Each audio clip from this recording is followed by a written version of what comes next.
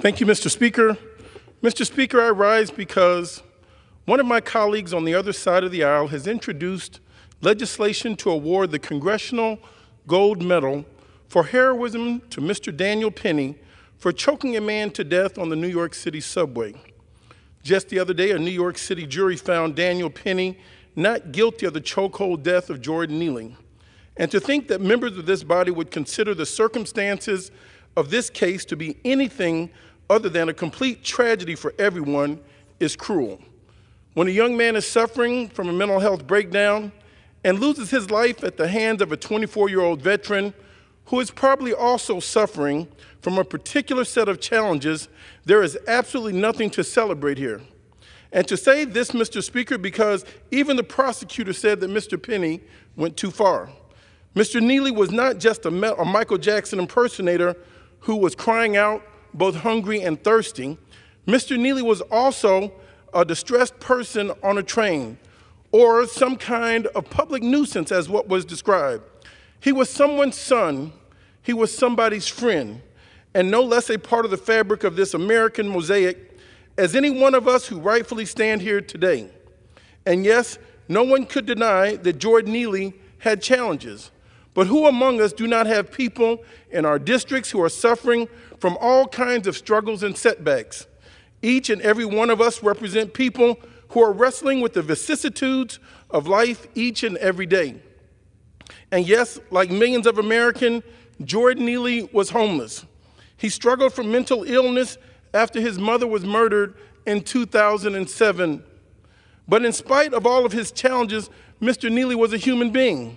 He was as much a person worthy of respect as anybody, and no less deserving of compassion and de-escalation as any of us in this chamber. And when he got on the train that day, he had no weapon, he had not touched anyone, and more importantly, he was asking for help. But instead of encountering kindness, he was choked to death because rather than being seen as a brother and a sister, we have become so heartless that we see each other as combatants in a war that none of us can win as long as we are committed to fighting each other. And I wonder today, have we become so desensitized to cruelty that we would dare to celebrate savagery in this chamber without any regard for the tragic loss of life? And when a jury cannot determine that a man should not be executed for having a mental outburst, one wonders, is this the future of justice in America for people who are not well, for people who are not rich, for people not living in a home with locked doors and carpeted hallways? There are over 110 billionaires who live in New York City, but Jordan was not one of those persons. The greatest amalgamation of wealth in the history of the world congregates in the city of New York, but Jordan Neely was not a part of it. And yet, he was as American as any of the captains of industry who work on Wall Street, who fly off to the Hamptons in order to enjoy their weekend pursuits. And all over the city of Chicago, people are wondering, if the racial roles were reversed, would Mr. Penny have been allowed to walk away without any accountability? I find the jury decision to be appalling on many levels, and not the least of which because all life is sacred. And as long as one of us are disposable, then all of us are in the candidacy to fall victim to the reaffirming silence that allows evil to flourish. The denunciation of cruelty should not be a partisan issue. We should not be so eager to run to our partisan corners when it comes to mental illness and the tragic loss of life.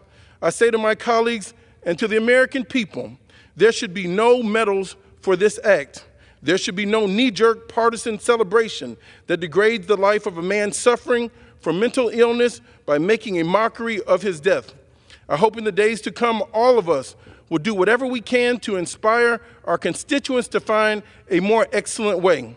I pray that in the weeks to come, we will resist the temptation to give in to the darker impulses that live in the shadows of our great democratic experiment.